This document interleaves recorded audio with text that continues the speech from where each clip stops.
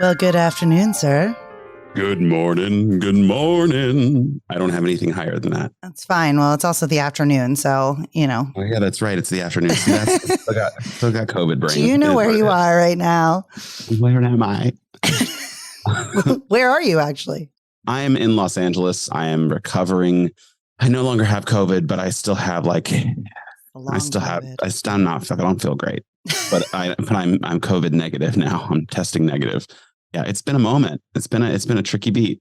Having this the second time, it wasn't that bad, but it's not that great. Well, either. I don't think I don't think you or other people are giving people as much slack as when they had it before. Like, oh, well, you need to go hide for 2 weeks. Now it's like, okay, that's the cold. Just get over it. And if people get sick on the ship now, they isolate them for 5 to 6 days and then they're back to work like it's a common cold or something. Even if they test, because they're going to continue to test positive, but apparently after 6 days, you're no longer able to give it to people. Maybe. I guess we've figured that out, or that's just ships. We've just decided, the ship people decided that. Yeah, no, I think that is the thing in the world now is like, okay, 5 to 6 days. That's all you get. Then back to the world. I went to see A Few Good Men at La Mirada Theater here in California. It was a play. It was interesting to see all the people in the audience with no masks. That's the first time I've been to a theater with no masks. Is that where you got the COVID? No, that was last night. No, I got the COVID traveling. Oh, the Petri dish. That's right. The Petri dish, exactly. So I still got a cough and just tired all the time. And well, definitely get it together before the holidays come around. Exactly. You know, this is now the time. Now I'm immune, right? Because I'm immune for like 3 months. So it's like I can see all of family, and I ain't gonna give it to anybody. I ain't gonna get it from anybody. Unless you're literally just like walking around giving it to everybody.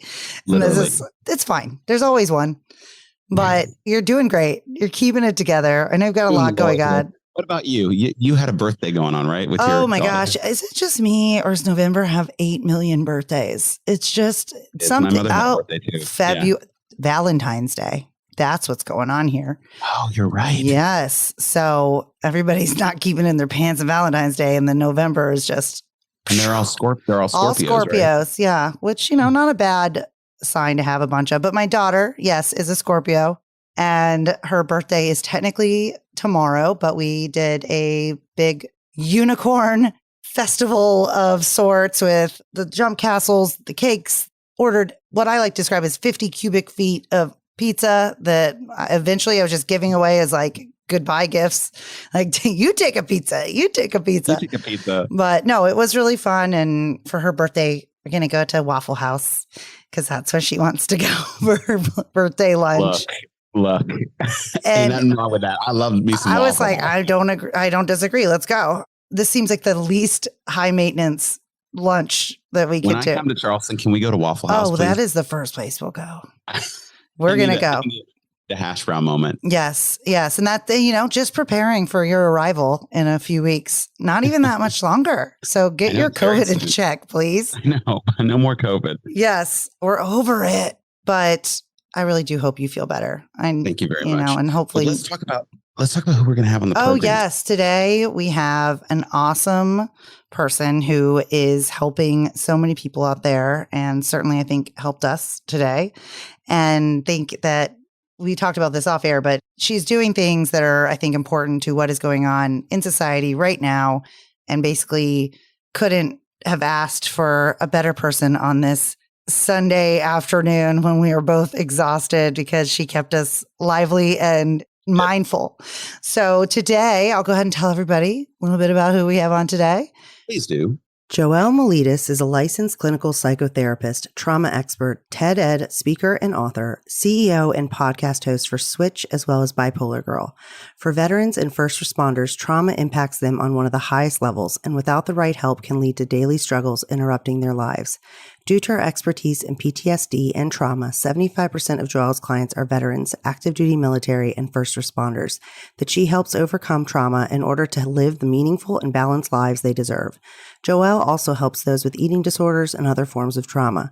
As a psychotherapist, Joelle believes that with the right help, everyone has the ability to thrive through their adversity, which is why her goal is to help clients by giving them the tools and knowledge they need to make peace with their trauma. So without further ado, we give you Joelle Maletis.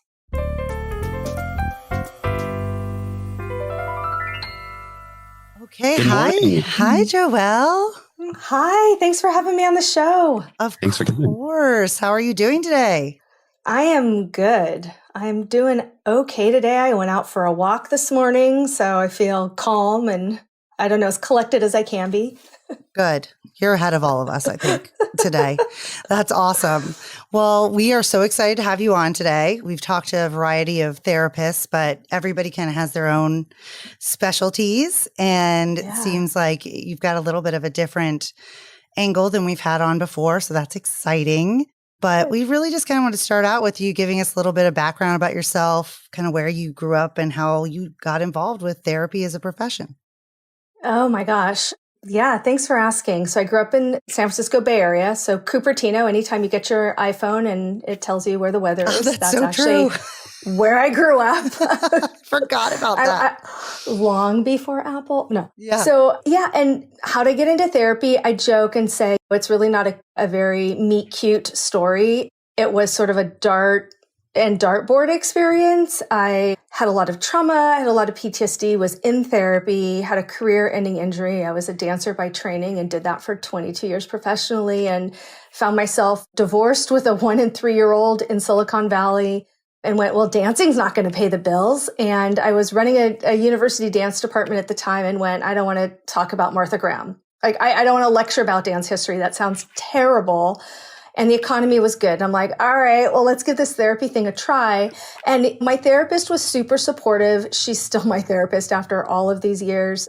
And she was like, I don't know if this is the right path for you. Really? And it was really funny. And not in a mean sort of way, but in a like, you sure you want to do trauma? And then I did my dissertation on broad spectrum eating disorders and trauma and addiction. And remember, I'm a ballerina, so we can draw the dots here. Yeah. And again, it was like, are you sure you want to do that? That's going to be really triggering and difficult and maybe not the best approach. Maybe like doing something more just general therapy wise. And so it was an interesting journey. And the more I was working on myself and the more I was studying, the more I felt like I was in the fetal position all the time. And it took a while to kind of balance out being a therapist that works with trauma and became a trauma expert and having trauma and like being in it all the time. And what did that look like? And separating so it doesn't trigger you when you're helping someone else. Right. And after all these years, there are moments where it is still triggering. And now it's all about training and having the support that I need and also just understanding what's mine versus what's the client's. So when those triggers come up, a lot of times now I use somatic or just this body experience of, wow, I feel really heavy in this moment, or my stomach's kind of nauseous, my heart's racing. Is that what you're feeling? Right? Is that what you're experiencing? And the clients will say, no, that's not me. And I'm like, oh, that's all my stuff. Okay, that goes off to the side. We're not talking about that. Or sometimes clients will say, yeah, that's exactly how I feel. And I'm like, okay, let's talk about that. So I've learned really to use sort of my own intuition and my own somatic experience of what's triggered, or that what we call countertransference, what comes up, and then check in with clients of, is this me or is this you? Right? So we can do the work for them. Gotcha. So can you tell us what JRM&A is and what services do you offer? Yeah, so it's a traditional therapy clinic. I run it like a private practice setting. So we are a small mental health clinic. I've got the best, amazing team ever. We just won an award. I'm super excited about it. So we won an award from DOD about working with veterans, but also employing veterans. So we were one of 2 mental health facilities in the entire US that received the award. So super excited. So I've got this incredible team of people that are trauma informed, trauma focused, and that's all we do. So we see people in California, and then I have clients in multiple states. So we're in about 15 different states, and we work on all different kinds of trauma and people from a lot of different populations. So in California, we have a really unique blend of people from all walks of life with all different descriptors and this intersect of descriptors. So a lot of times people will say, well, I belong to multiple groups, whether it's ethnicity, culture, religion, gender identity, sexual identity, and that intersection of where people get stuck. And so that's what we started with. We're PTSD experts. And so we are one of few that works with military and first responders. We work with ICU nurses. We work with immigrants and refugees. And that's about 80% of the practice. And the other 20% of the practice is C-suite, Apple, Google, LinkedIn, those kinds of folks that come in. And so it's a strange practice, but that's what JRM&A is. Do you typically work with active military members, or are they usually, are they've gotten out? No, so we're one of very few that were I'm a true civilian, and then I do have team members that are retired military. One is still actually in the military, and then they work for me as well. And so we see active duty military members, and we see special forces, special operations teams as well. So we have a very unique niche of what we do. Wow. That's just great that y'all focus that much on that, because I think it's very much needed. I'm former Army spouse, and that was, I think, something that was lacking in a lot of ways, as far as even just getting the stigma off of finding help and basically following through and not feeling like you're going to get punished or something like that, especially on base when you have counselors. Yeah. And they're told to toughen up. Everything's toughen up, shut up, tough up, get back out there. And so they start, I can imagine they just bury things and bury things and bury things. And then if you don't deal with it, it'll deal with you for sure. So it's great that y'all are doing that. Yeah. Thank you. Yeah. So I guess kind of personally, you mentioned this a little bit before, but would love if you could elaborate a little bit on what made you particularly interested in helping others work through trauma in and of itself. Like, what kind of trauma did you go through, and what drew you to do that in your profession? Yeah, so I had a lot of different kinds of traumas, and traditionally we used to couch it as big T trauma, right? Something that was this horrific event that somebody experienced. It could be a car accident, could be war, versus little T trauma, which was something that we witnessed. The world of psychology has moved away from that, I think, a lot, and trauma now is one, for me, in the eyes of the beholder, and two, what if it's traumatic for this one particular person, it doesn't have to be traumatic for me, right? It may meet all the markers for trauma. And so I had early childhood trauma, relational trauma, and some other things that just all started to stack up, and had no idea. I just thought that I had a hard time managing emotions or a hard time managing relationships. And it wasn't really until I started going to therapy, I had postpartum depression and postpartum anxiety. And that's where it started, was all of a sudden my world was starting to crash down around me, and I didn't know what was going on. And it wasn't until I was through that I started to unpack the years of stuff and trauma from being a professional athlete and a dancer. And there were so many things in so many buckets, right? And how I started to pull that apart, I really needed help, and I needed an expert to help me figure that out. And then was diagnosed with PTSD. And at that point, I have the most amazing therapist. I still talk to her, but I had a couple of pretty terrible ones. And I remember thinking, I don't ever want somebody to go through that, right? And that was the tipping point of like, okay, let me go to psych school and see what this looks like. I also at that time had been trained as a Reiki healer. I had been trained in somatic energy release work, and playing around, I think, with some of that stuff on the side. And people were coming to me with pretty severe trauma, and I didn't know how to hold it all. And so I'm like, well, maybe I'll just take a psych class in trauma. And I really didn't know. I had no idea what I was getting into. And it started to just call to me, and it made sense. And I think part of it is, I joke and say, all of us that go to psych school, like, there's a certain kind of person that goes to psych school, because who wants to do that much therapy? You do therapy on yourself. You write about therapy. You talk about therapy. You do therapy on your friends. Like, you go to therapy. Who wants to do that much therapy? And so I think part of it was, the more I was doing my own work, the more compelled I felt to figure out how to do that with other people. And it felt right. And I ended up loving it. And I was so worried. And after being a dancer for so long, I didn't know who I was. Can you speak more to that for people who don't know the rigors of being a professional ballet dancer and what's expected of you, and how that could sort of create a traumatic experience while you're trying to do your craft? Yeah. And so hopefully if I typically don't talk about numbers. And so if that's triggering for folks listening, I apologize. And a lot of it was, I was 5'2.5", hippie, mouthy. That did not make for a good ballerina. In Balanchine times, ballerinas were like 5'10" and taller and the same weight. And so I had a lot of experiences of, okay, well, you're 89 pounds. We need you to be 85 or we're not putting you on stage. I'm sorry, how tall are you? 5'2.5". I didn't know we still talked about under the hundreds with people that were over the age of 10. Yeah. And that is so scary. This is the 80s, 90s, and early 2000s. And I couldn't do it. And so this is how messed up my thinking was. I would walk in and say to my friends, I failed at being anorexic.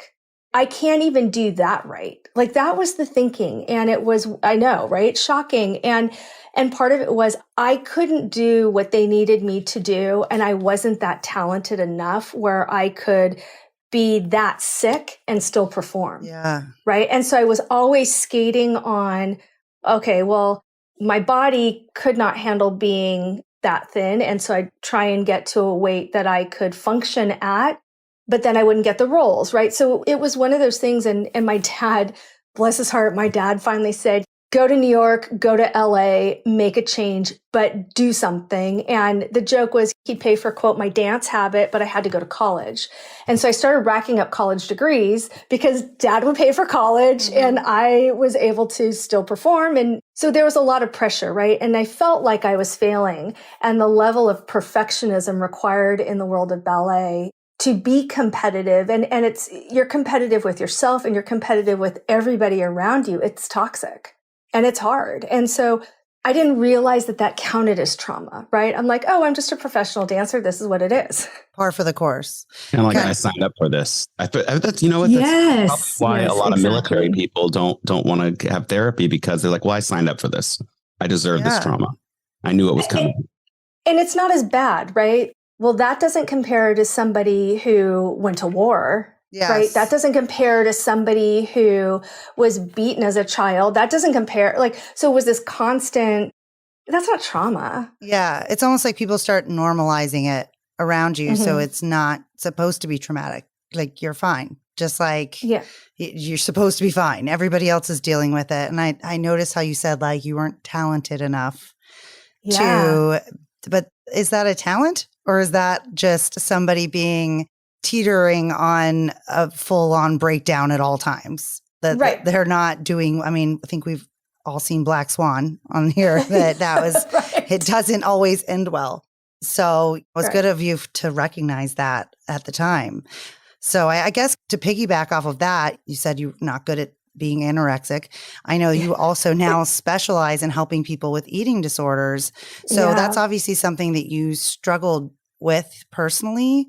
How did you kind of overcome that? And how do you help others? Like what kind of methods do you use to help others realize and recognize what's going on and get them over that? Yeah. So interestingly enough, right, this started when I was a child because I was being trained as a child and started dancing professionally at 16. And so this is stuff the child brain develops, right? So for me, it was like not all of the eating disorders, but many of them. And I was flying under the radar. And so that was really important for my story was I wasn't hospitalized. I was able to blame everything on dance. I would eat in front of people. And so I had all the tricks. And I don't know if we heal from it completely. I have my ups and downs. I still have my triggers. I think the difference is that I recover quickly from it now. So instead of it being something where I'm stuck in a cycle for months or years, I'm like, oh, okay, well, we're 2 days into this. This is not good behavior. And good behavior for me is going to be different than what good behavior is for somebody else, right? And so I'm able to catch it and go, okay, you know what? I'm working on this perfection thing, not perfect. Tomorrow's a new day. I get an opportunity to try it again. So I start with people there, right? Let's just work on, can we put it in a box and say, okay, today was a really bad day and tomorrow I get to try it again. That's all. I don't have to do anything different. I get to just try it again and starting really slow. we shame people, we use guilt, we do all of these things. We have this diet culture now with filters and social media and all the things, right? This push to be aesthetically pleasing and young and especially in the world of film, technology, acting, dancing, all of that, anything aesthetic based, right? Yep. Right? Like, it's not just in the film world and entertainment industries. It's in the straight world, but it's very heavily in the LGBTQ plus IA plus community because I don't know. It's just that has its own set of expectations with us. So yeah, I completely. I mean, I even feel the same as far as just growing up as a girl, like when you were younger, that it becomes the under the radar thing really hit home because it's like, I'm not throwing up, like I'm not doing this. So it's not as bad as somebody else, but I am keeping a journal of every calorie in 4th grade that's going into me. And that's not something I should be worried about, that's not what anybody should be worried about. But just, I was a taller, bigger kid than the other kids. And nobody said to me, instead of like in your curriculum, they're so focused on, well, this is your BMI and this is where you need to be. And we need to work on being healthy. And I understand there's an obesity crisis, whatever. Let's get that under control. But nobody took me aside and was like, you're fine. You'll grow into yourself. Like you will be okay. Like this is not a matter of life or death because you are over this weight or that I'm not wearing limited to like my friends are anymore. Right. And so it seems like a very broad spectrum issue. And I think people are still kind of weird about being open about it, even though I think our generation, specifically our generation, what are we called? Geriatric millennials? I can't. That's new. I haven't heard that one. Yeah. Oh, yeah. But yeah, I think that I cannot imagine growing up like you mentioned, with social media, with the pressures, with the filters. They literally have apps where you just press a button and it makes you skinnier. And it is toxic in its own right. What drew you towards helping others overcome trauma, and how do you individualize your treatment for each patient? So if you have someone who is, say, struggling with an eating disorder, how do you customize treatment for each person?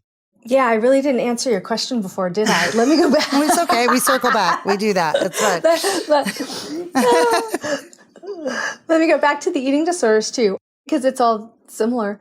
So I think with the eating disorder stuff, right, is our bodies have foods that are good for our body and not so good for our body, right? Our bodies like certain foods and it dislikes certain foods. So getting out of this good, bad food paradigm, right? A calorie is a calorie is a calorie. It can come from a million different places, but when you look at science, a calorie is a calorie is a calorie is a calorie is a calorie. So getting out of this fixation on, well, these are good foods or these are bad foods or these are healthy food, like it is so toxic and it's not helpful. So starting to work with how we think about what we put in our body. And so I start there with people and I really look at intuitive eating, some mindfulness around eating, and also what's reasonable. And so I can tell you a little bit about the issue with Oreo cookies. Forget, this is not a product placement. I love them. They're not good for me. And the reason they're not good for me is 2 things. One, I have celiac, so the gluten alone is not a good plan. Even the gluten-free Oreo cookies, the other reason is there's something about them that makes my brain go nutso. And I say that as a clinician, like there's something about it and I can't regulate. And then I feel guilty and ashamed and I'm in this like horrific battle. And so here I am writing my dissertation, right? I'm writing about broad spectrum eating disorders. And what am I eating? Nothing. I am eating nothing during the day and then packages of Oreo cookies at night as I'm writing this. And it took me about 3 weeks. And I went, holy fuck, what am I doing? Sometimes it's a little bit of a delay. Yeah. I mean, right? So I tell that story again, not to be triggering for listeners, but 1, I'm human.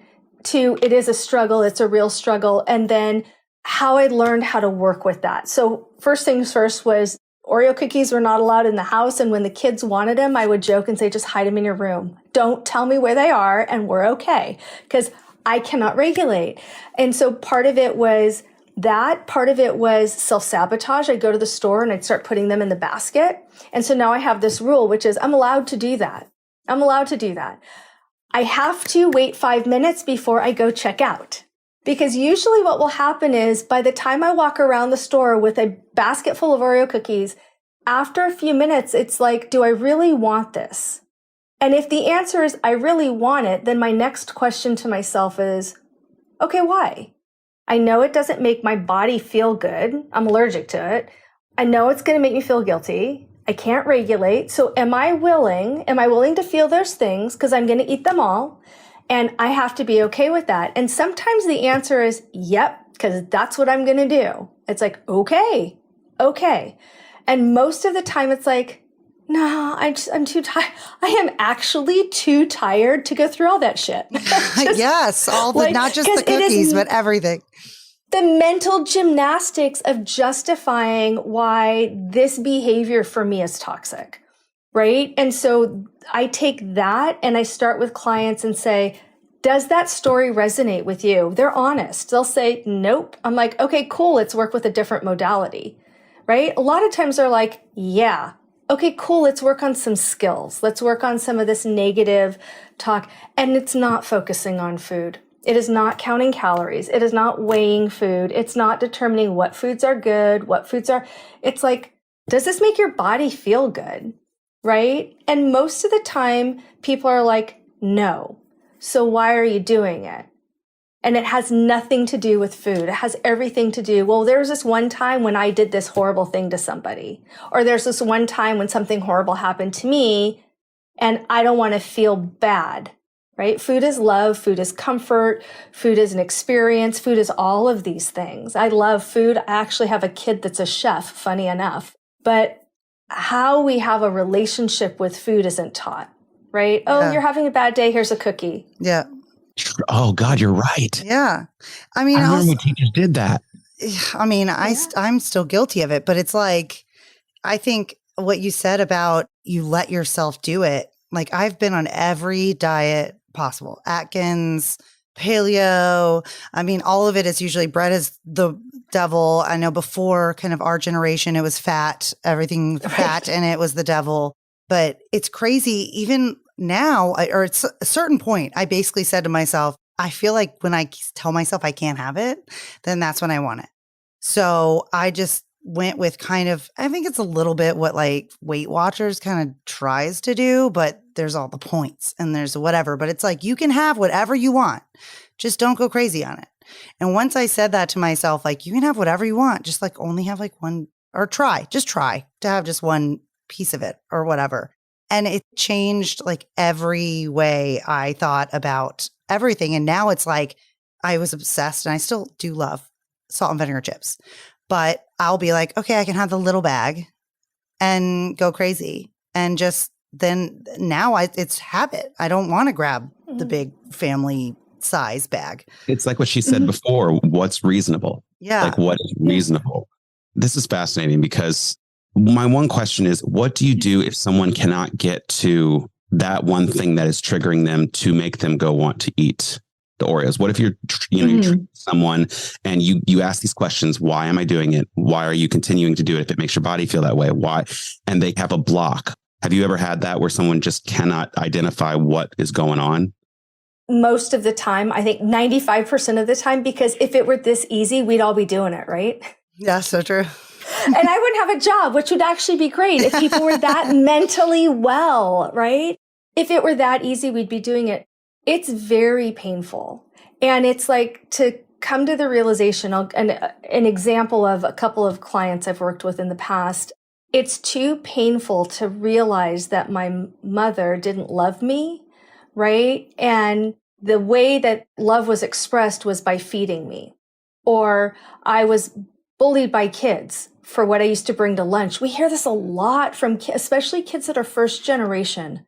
I get bullied over what I bring to lunch. And so now I'm a young adult and I'm having a hard time eating with peers, right? And that is so painful to access that we just don't want to. And so it takes a lot of very slow, let's work in the here and now. What are the behaviors that aren't working? And let's just try and address some of those without pushing too far in the past. So with trauma, we really want to go slow. And if we replace something, then that's the key. I'm going to give you the skill and we're going to replace it with another skill. If I say, hey, get rid of this, all I do is I leave a hole for someone. And now they just have a giant hole. They're not going to do it, right? So we start with let's just go with the low-hanging fruit. And then over time, as people feel safe, the skills start working, they get to a point where they say, okay, this isn't working for me. I've done all of these things and I'm still really struggling. Okay, let's figure out why. So anytime we ask why questions, we push ourselves into process and we kind of snowball. And so in the beginning, I actually don't want to do that with clients. I want to actually go, okay, stop the why. Let's not go backwards. Stop the why, stay with me present, and tell me what. What do you need to do for yourself right now? How do you need to feel right now? Let's work with those things and keep them forward moving. The why will come. I mean, that kind of reminds me, we talked to somebody, Robin Lansong out there. Mm-hmm. She's kind of brought up this point and kind of corrected Todd that he was like, well, don't you have to work through, when you've got something going on, you need to go right to the heart of it and work through. And she's like, well, I'm going to stop you there, because sometimes if you go right to the heart of it, it gets too overwhelming. And then you get drawn out. You don't want to deal with it at all. So she's like, kind of stay on the edges of it. And then the edges of trauma. And then slowly get there. Which is what you were saying. You gotta go slow with trauma. You can't just go to the heart of it, because it will probably overwhelm you to a point where it's just too much. Right. And like you said, with certain communities, LGBTQI+, athletes, I'm really fascinated these days with athletes and mental health, right? And actors, singers, dancers, right? There's certain communities where to do something different, to go against the grain, makes you an outcast, or it opens you up to not be accepted, right? And so it's hard to work with that. And so wanting people to find their place where they're like, I feel lighter. I never asked, do you feel better? Do you feel lighter in your body? I know you've all referred to The Body Keeps the Score. It's my favorite book, right? So if you look at that somatic piece, right? So I asked, do you feel lighter? So when you say, to go with the chips example, right, that you gave, Laura, when you have a smaller bag versus a larger bag, do you feel lighter? Do you feel better in your body? And you're like, I do, because now I just do that. Doesn't matter who cares. So we look at post-traumatic growth, that modality. We're looking at, and the so what, not so what, who cares? So what's important and what do we need to be doing? So when we look at that and we're like, do we actually need to know why that is? Do we need to open up the wound and pick at the scab of why you feel better? No. You feel better. Cool, right? You feel lighter. Cool. We may never need to know that. And so sometimes I think in our culture, right, this hustle, we need to know why, we need to keep pushing, we need to have results, right? There's this idea that we also need to unpack everything in therapy. It's like, do we though? Because sometimes we don't. It's a really fascinating point. I agree. I think it's sometimes you're almost like not beating a dead horse, but you're just picking at something to pick at something. At that point, if you feel better and you've moved on, we don't need to get right to the heart of the matter every time. And I guess you just deal with the triggers from that point on. Just if you get triggered, you feel better, you feel fine, you go on a couple of years and then somebody will say something or somebody will do something and that person gets triggered. Then it's, I guess, you tap into your therapy and your coping skills that you've developed to sort of not stay at the fair too long. Exactly. And so then part of it is, okay, when the skills stop holding, right? So a lot of times people, I don't see them for a few years. It's a good example. And I'll get an email and they're like, hey, Joe, something's not working. It's like, okay, we outgrow our skills. We forget to use them. Me included. I teach this stuff and am still learning how to integrate it into my daily life and living. And that's a good time. Or sometimes that trigger opens up the why. So we don't need to know right now. But if there's something deeper, that trigger is going to open up the why. It's going to keep coming back. Yeah. I was thinking that, honestly. I was like, well, if it comes back later, then maybe we should dive into this. But I think it's a really good point, like the coping skills thing, is that's kind of how you develop these disorder ways of dealing with things is it's your coping skill that you learned from an early age. So the more you work in the opposite direction, you may not need to get to what caused the original coping skill and what's driving this new one. But eventually, if it's not sticking, or if maybe you're just like out of practice, then it can kind of rear back up. And deep-seated trauma, remember, it doesn't have to be this big catastrophic thing, right? It's going to keep nagging. And so the coping skills don't hold. They don't work all the time. We still come up with similar feelings, right? And then it's like, okay, there's something there that's worth uncovering, where there are other times where the coping skills work. It's the universal lines. It's the right time, place for everything. And we're like, yeah, I don't even care why I just feel better. Yeah. Right. This is just working for me. Do you think that originally when you originally got into dance and then you decided to want to do it professionally, do you think you were trying to work through your trauma through this art form, this discipline, and then the eating disorder came while you were trying to put all of your trauma into this dancing stuff, which just triggered more issues? I have to actually think, out of all of the podcasts I've done, no one has asked me that question. No, I think it was the opposite. I think my mother was a concert level pianist, and I think she envisioned her dancing instead of playing, right? Or she was dancing while she was playing. And it was a love-hate relationship. I was good enough at it and I struggled at it. And I eventually went into other forms of dance that I did better at. Part of it was my personality, and it was a little more forgiving than ballet. No, I think the harder I tried to fit in and the higher the stakes were, the more the eating disorders were there. There was stuff going on in my early childhood life, the demands of being a perfect student, a perfect daughter, I had to do all of these things. I had to be a perfect dancer. I had a lot of pressure with, okay, my family calls me Joey. And so, Joey will perform for us. So there was this constant drive and being the center of attention. And I think that dance allowed me to escape. And I could put on the mask and the costume and I could be whatever I wanted to be. And I didn't have to be me. And what I was really struggling with was it was too painful to be me. And so it gave me all of these excuses. And as I got older, the eating disorder was a way to hide because I could put it on that, not having to really look back at my life, right? Oh, well, I'm just a professional dancer now. That's what I do. I have all the problems that come along with it. Yeah, that's just part of who I am, right? It's this joie de vivre that I had all of these really great excuses and I'd put on this mask and I'd go to work. And later I realized that in some ways it was a form of dissociation. I could get away from having to be in the trauma and I could be in something that eventually became equally traumatic. So no, I don't think it was a way for me to work it out. I think it was a way for me to hide. I guess that's kind of somewhat related to the fact that, as we kind of discussed, the dance world almost is similar to these first responder jobs, that I think that there is a little bit of that going on, that people that are already kind of struggling with their lives go into this to get away from all of that and be a helper.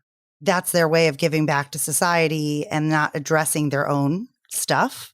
But then while doing that, they end up with this additional trauma that is kind of like the cool trauma. I know that sounds really insensitive, but the trauma that everybody else is going through. And so then it makes it okay.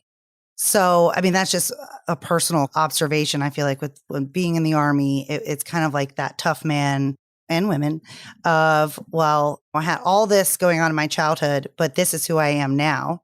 And now I just have what everybody else has, which is survivor's guilt or some kind of incident while in battle.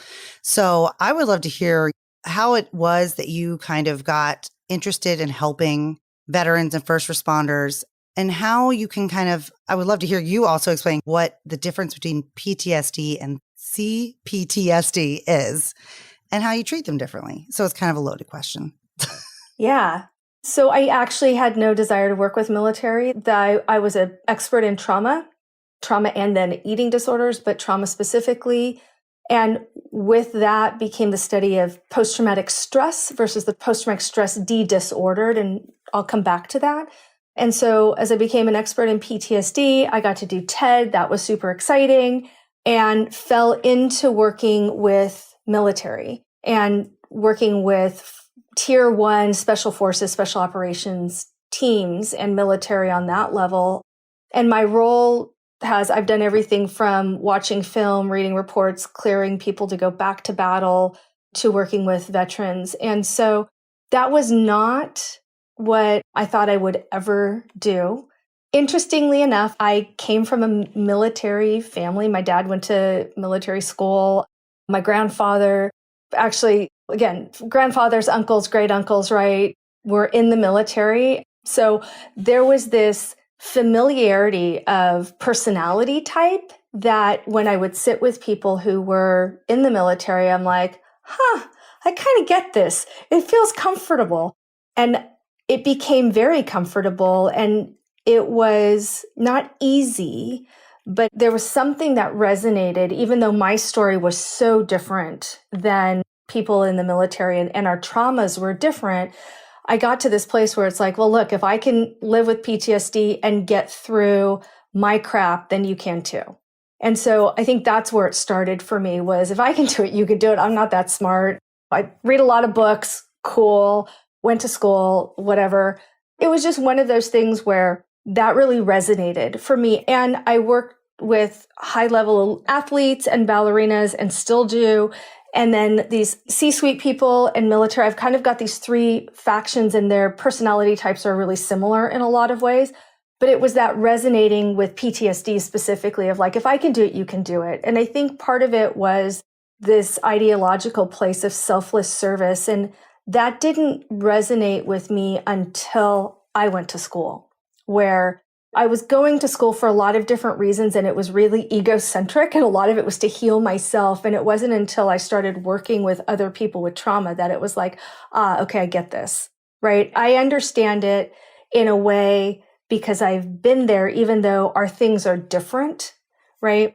And so that's really how I got into working with military and looking at post-traumatic stress. So, which makes sense, right? We have something that's traumatic, and we have a stress response. Our body does, our brain does, we do emotionally, we do relationally, we have this response. Makes total sense. Why wouldn't we? That's what humans do. In fact, all animals do that, right? They have something traumatic, they have a stress response. So what makes it a disorder, and why do some people develop disorder and other people don't? And so I look at that disordered piece of when it affects your daily life and living, right? So when that stress response interferes with your daily life and living, and it causes a lack or less than functional life. So we're not functioning anymore, or not functioning the way that we used to. And remember, I said I flew under the radar. So I did with my trauma too, because I got up and I went to work every day, and I didn't tell people how much I was suffering. And so again, dance was a way for me to hide and just not deal with it. And with military, I think that this idea of going into the military because there's a cause bigger than me, right? There's some reason usually why people are pulled to it, whether it's family legacy, or a lot of people were post 9/11 military joiners. There's this something bigger than me, and then something happens to me, right? And I'm not supposed to experience that. The other thing that's interesting about the ideology is that what I went through is not as bad as so-and-so. Right. So what I went through is not as bad as the person that lost limbs and are now in a wheelchair. Right. There's always this one-upping. My thing isn't as bad. So that's an interesting nuance working with military. I think elite athletes as well. That's not necessarily there with other kinds of trauma. And then CPTSD is this complex post-traumatic stress disorder, originally was looked at in relationship. And so we looked at it for people who had multiple traumas, had early childhood trauma, had narcissistic parents, or parents with mental illness who suffered abuse, and it was more relational. We now look at it as just multiple traumas. So somebody who doesn't have a car accident or a single episode where with post-traumatic stress disorder usually has a beginning, a middle, and an end. A car accident is a really good example, right? It's a single episode. It's something that's horrific. It happens, traumatic. Complex post-traumatic stress disorder doesn't necessarily have a beginning, a middle, and an end. It's relational. It's situational. It could be a child being bullied. It could be sexual harassment. It could be all sorts of things. And so I asked about how we treat them. The skills are the same. And so I think a lot of times it's picking a place to start. And so how do you do that? I know. Yeah. Someone's got this myriad of trauma, like experience. I can't imagine what eeny, meeny, miny, mo, like where do you start? Not to be trivial, but like, how do you do that?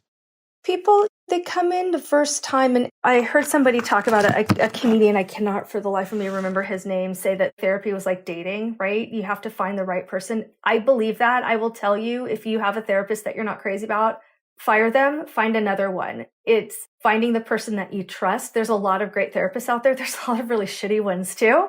And ask us questions, interview us. Who do you work with? What do you like to work with? Are you trauma-informed? Ask questions. Ask a lot of questions. So that's always my soapbox, is there are good therapists out there. You may need to try a few on before you find the right one. And so I think when people come in and they tell me, and in narrative therapy, we call it the story. I'm not being dismissive, right? They tell me their story and they want to get it all in that first session. And a lot of times it's just that intuition, right? Or the art of doing therapy and picking up something. It's like, that's a lot of information. Do you feel anxious? Do you have a hard time sleeping? What are your relationships like? And people will be like, yeah, God, I get into a fight with my boss almost every other day. Okay, is that something you want to work on? Yeah. Might be nice. There not we to go. do that. That's where we're going to start, right? Or Thanksgiving is coming up and I've got to go do family dinner and I don't want to go and my family's awful and they don't want to adhere to my boundaries. And it's like, okay, is that the place you want to start? It's just asking. People will tell you. Okay. Right? Yeah. I may not pick that. If I got 15 different things, I want to go with the one that I'm like, aha. Yeah. Yeah. That's not where people want to start. Yeah. Yeah. I mean, I guess you kind of have to tease out what you think is like, well, that's the heart of the matter there, but also where are they willing to meet you and where are they willing to start is more important than just where you want to. If it's too much, too fast, people won't stay and it's damaging. Right? Yeah. Kind of goes to the edges. Can't go too full force or else it'll be too much. And then it's, at that point, then you've lost all headway. So it's kind of chiseling away in all aspects, honestly. So, I mean, that's very helpful to know. And I think everybody should know out there that you should kind of interview your therapist, but also it might just not be the right fit for you. Like they don't get you in some way. And that's okay. They might be a great fit for somebody else. Totally. And it doesn't matter what their training is. I tell clients all the time in our clinic and I train my staff, it's like 3 sessions, right? And I'm asking, how'd that work for you? How do you feel after this session? Do you want to try it again next week? Even clients I've seen for years. Is this working? What works? What doesn't work? What do I need to do differently? I'm constantly checking in because if I'm not the right person, I will find you somebody great. You're not hurting my feelings. I would rather know that than you're like, it's all right. And then you ghost me and I never hear from you again. Like that's the worst feeling because then I'm like, I don't know what I did. But in a lot of ways, right, it doesn't matter who I am. If I'm not the right fit and I am not the right fit for people, I am sarcastic. I call it as I see it. I am very directive. That does not work for all people. Yeah. I swear like a sailor, like yeah. You got to be into that. A plus. Yeah. So I did have one client who finally said, you know what, Joe, I love working with you, but can you please stop with the F-bombs? It's triggering. And I'm like, oh, yes, we absolutely can do that. And then my next question was, why is it triggering? And she looked at me, she goes, really? You had to make it about me, didn't you? And I'm like, yes. Well, you said trigger. So what was I supposed to do? You're in the therapy chair. I'd like to shift gears real quick here. You also do career coaching for executives and other professionals. So who have you worked with and what all does that entail? And how do you help people sort of achieve their goals when they're in that kind of high level position? Yeah, so I work with a lot of C-suite. Interestingly enough, I thought, and before I did the show today, I was kind of looking over some of like my demographics that I would say, oh, it's mostly women. That's not actually the case. I think I have an even amount of women and men. That's interesting to me. So I work with a lot of C-suite, and the difference between therapy and coaching really is about the here and now. What am I doing where I'm getting in my own way? And what do I need to be doing differently so I can move forward and meet these goals that I'm setting for myself in the future? So coaching really isn't about doing the work on going backwards and looking at the patterns of thinking because of childhood trauma. A lot of times we'll look at patterns of thinking as far as like, where are we getting in our own way and why are we getting stuck? And it's goal oriented. Therapy really is about digging up a lot of this uncovered subconscious material that we create ideas about. So with coaching, it's shorter term. Usually people meet with me less often. They're not coming in weekly. They might come in once a month or once every couple of weeks. And it really is a lot of goal-based, hey, this is where I'm at. I want to be over here doing these things. We do a lot of goal identification in the beginning. We do a lot of work on values. What do you value and where are you out of alignment with your values? And then what do we need to do to help achieve those values? Where therapy, we would say, where are you out of alignment with your values? And what are the relational things that have happened in your lifetime that would cause you to do what you're doing now? So try and separate that out with coaching. Yeah, well, it sounds like, I know that personally, just from doing some of the research, that you've worked with a lot of people at Google, these big businesses. What is kind of like one of the major issues you find that people have to battle within that? Yeah, so the middle of Silicon Valley, pre-COVID, it would be a different answer. I think pre-COVID was this idea of work-life balance, which I think is passé now that we've moved into COVID and we all work from home 7 days a week, 24/7.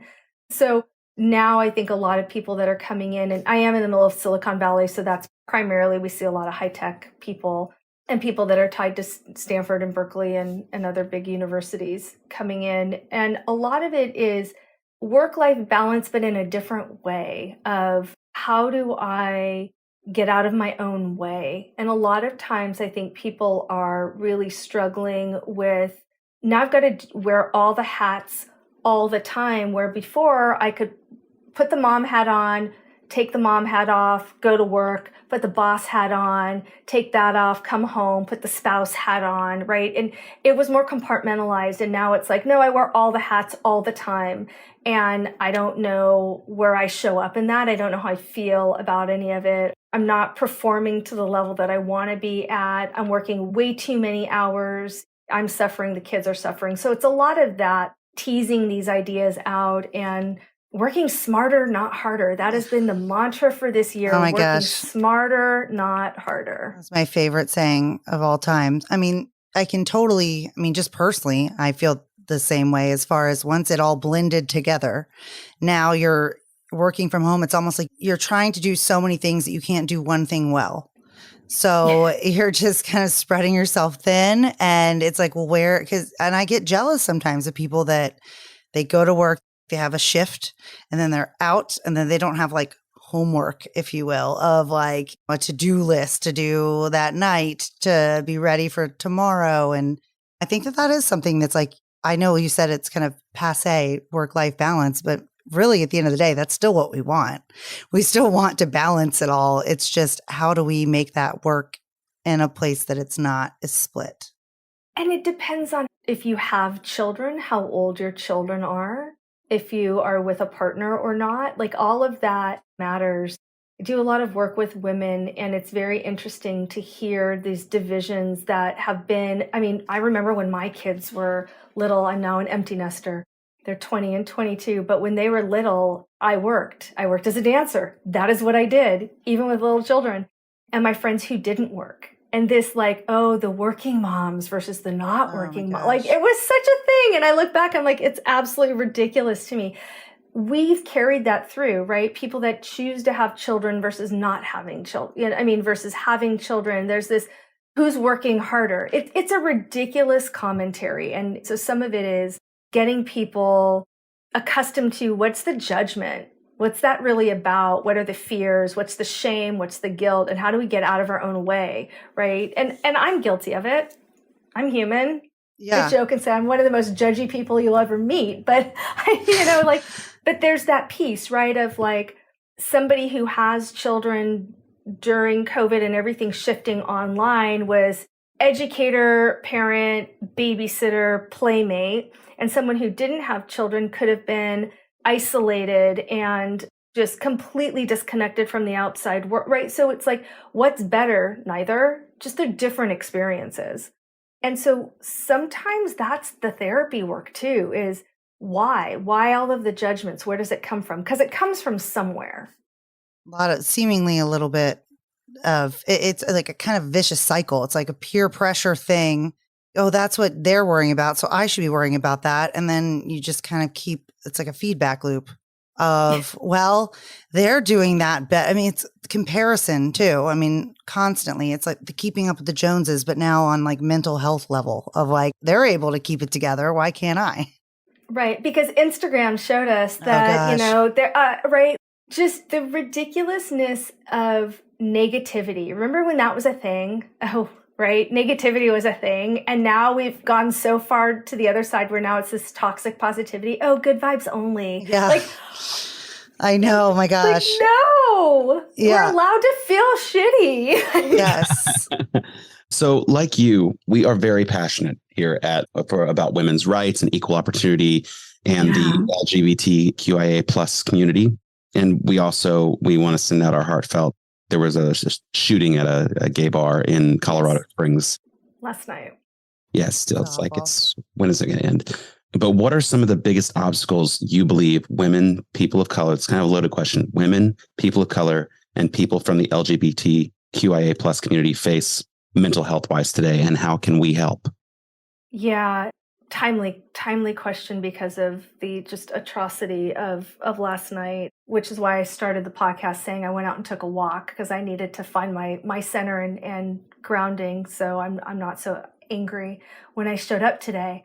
I wish I had the magic answer. I wish it was an easy answer, and I don't know. I think part of it is not marginalizing people's experiences by putting people in buckets or in groups and just saying, what do you as a human?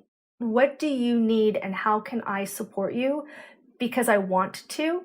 And owning the fact that I, as a privileged white woman, and I'm just calling out me, I don't know what somebody else's experience is.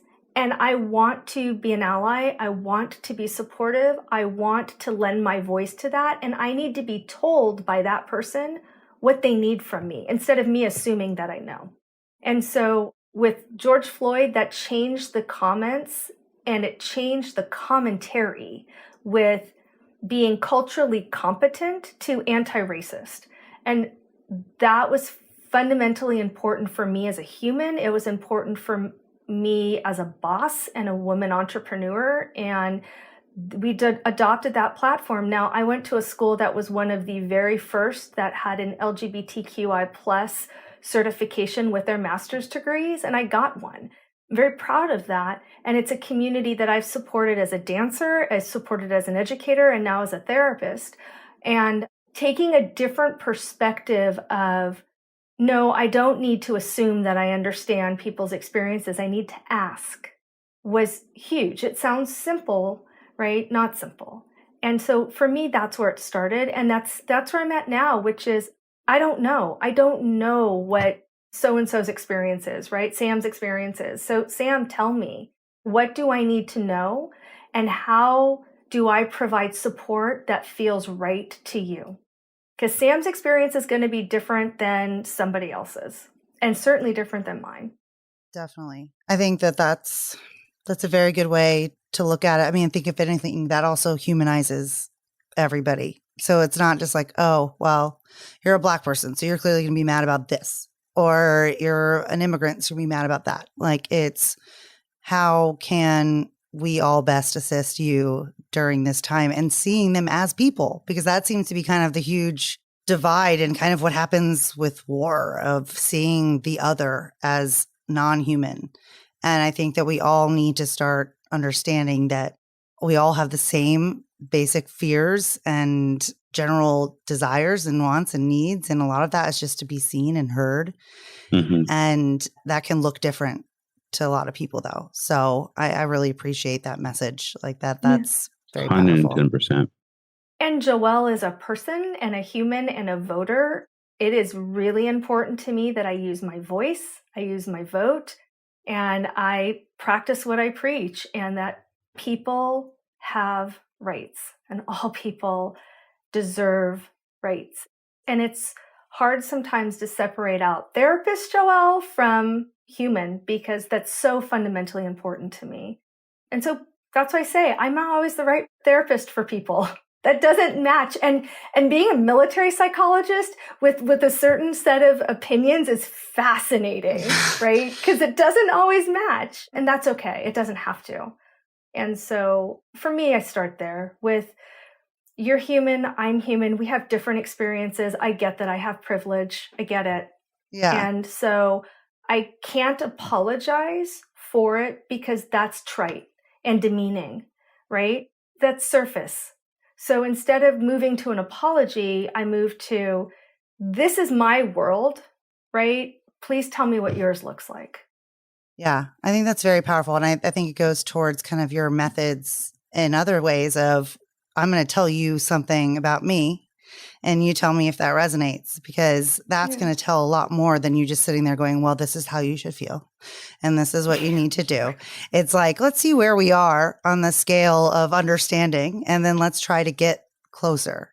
And I think that happens a lot in friend groups so naturally, but then you get into work environments, you get into even just home life with parents and kids. And that kind of becomes, it's more of like, well, what do I do? What is supposed to happen here? And I think that all around, it's a really great method. And I want everybody to know also that you have an amazing TEDx talk about PTSD. It's top 10 of the mental health videos. Clapping. Thank you. You've been on so many podcasts. It's just amazing to see you getting your message out and advocating for all of this. And I want to also let everybody know that you will be releasing a self-love calendar, correct, in 2023, and a trauma journal.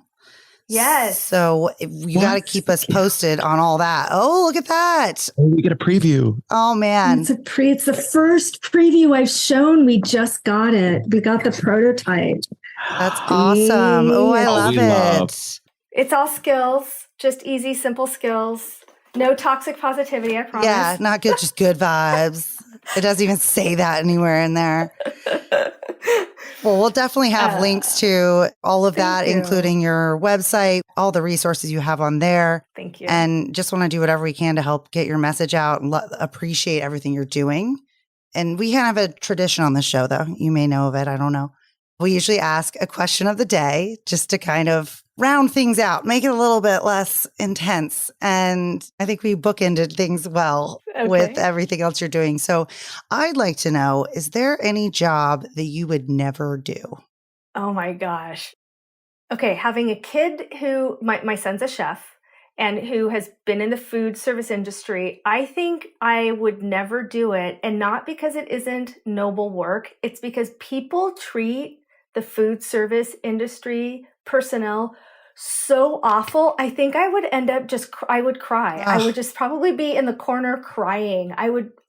So it sounds like it's just a miserable job, and bless those that are doing it. I think that I would just be like in the corner. Oh, in preach. tears I honestly, all the time. I can't say enough. Laura owns a restaurant, so she...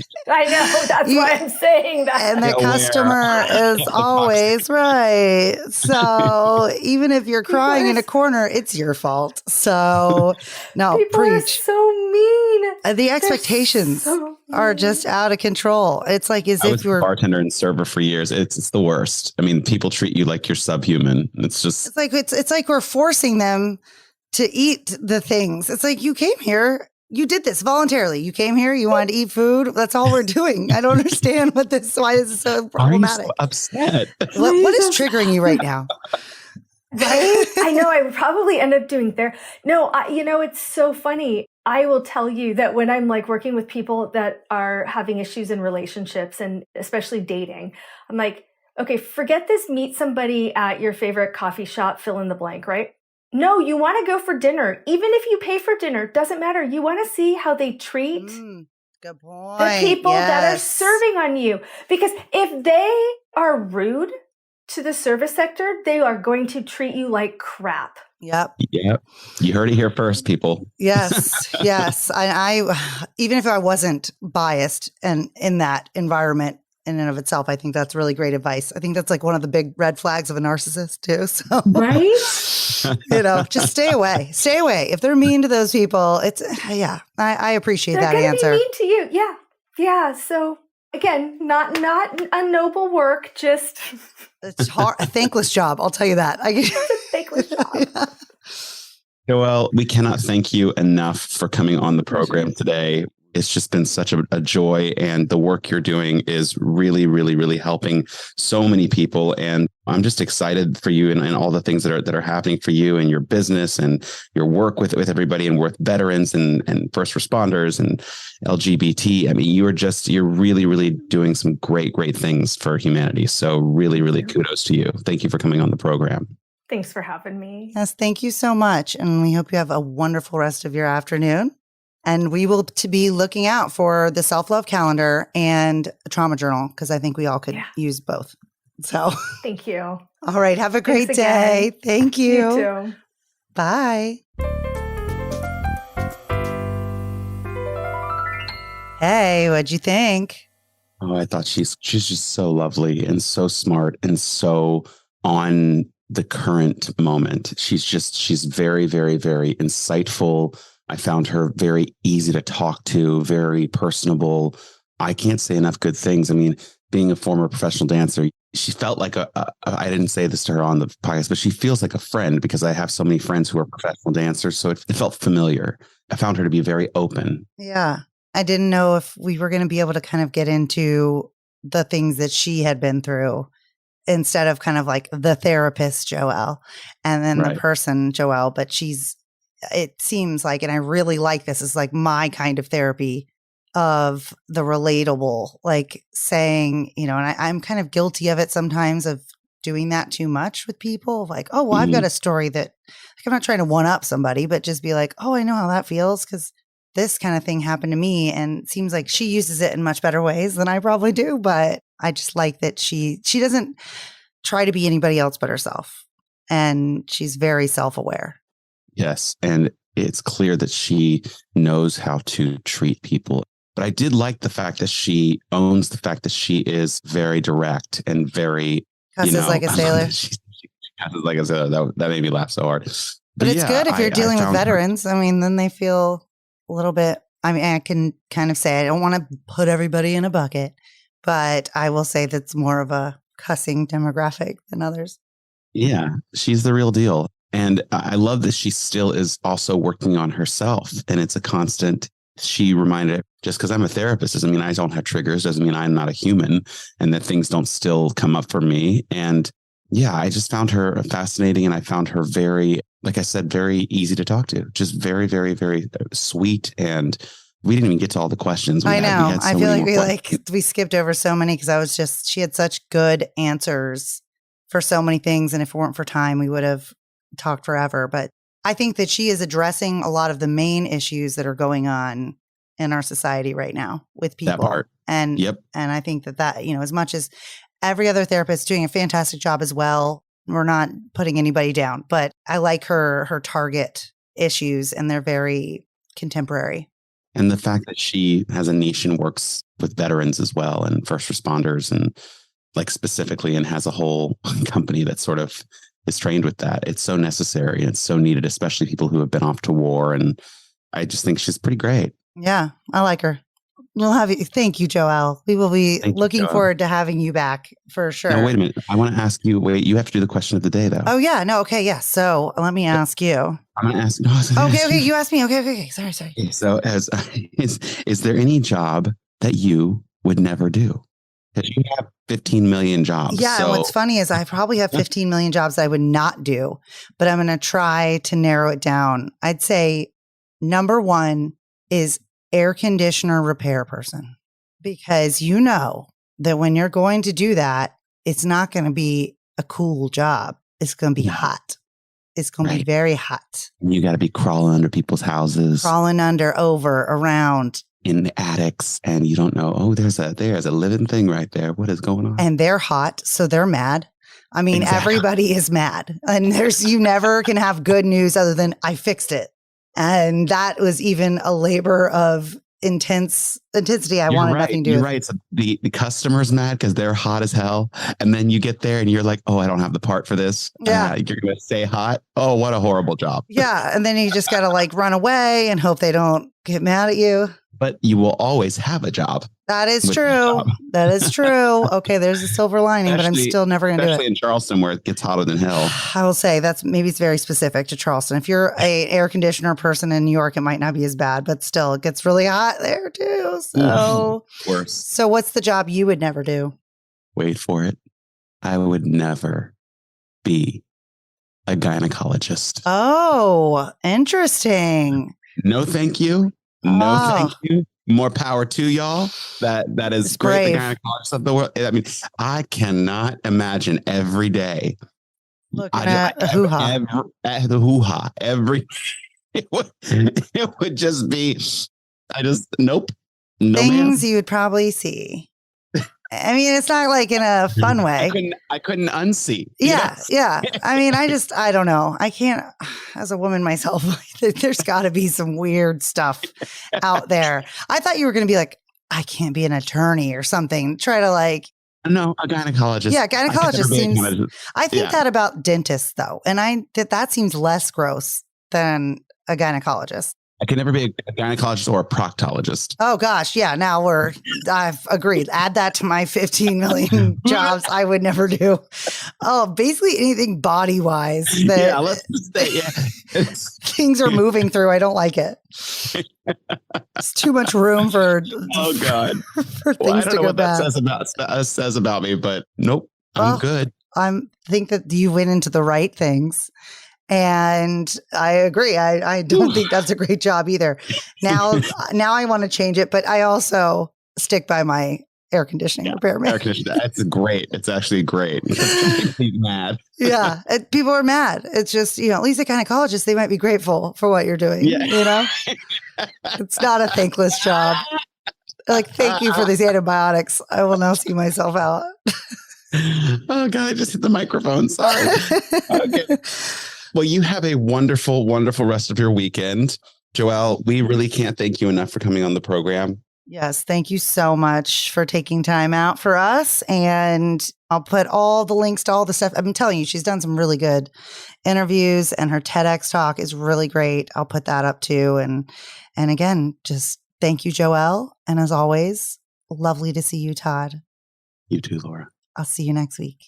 Sounds good. Okay, bye.